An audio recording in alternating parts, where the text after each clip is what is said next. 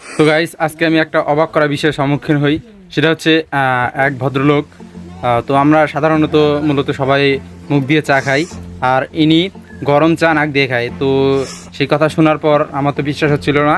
তো আমি সেই কথা শোনার পর সেই লোকটির কাছে যাই এবং লোকটিকে সবার সামনে এক কাপ গরম চা নিতে বলি, এবং সেই লোকটি আমার কথা শুনে এক কাপ গরম চা নেয় এবং খাওয়া শুরু করে। আপনারা হয়তো বা স্ক্রিনে দেখতে পাচ্ছেন যে লোকটি কিভাবে নাক দিয়ে গরম চাটা খাইতেছে।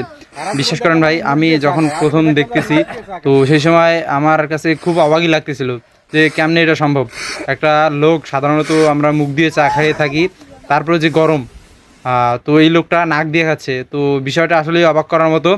আমরা যেখানে মুখ দিয়ে চা খেতেই হিমশিম খাই, সেখানে এই লোকটি নাক দিয়ে চাটি পুরো কাপ শেষ করে।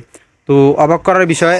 তো শেষে আমি চাচার কাছে জানতে চাইলাম যে চাচা, এটার আসল কারণ কি, আপনি এভাবে চা খান কেন বা ব্যতিক্রমীভাবে চা খান কেন?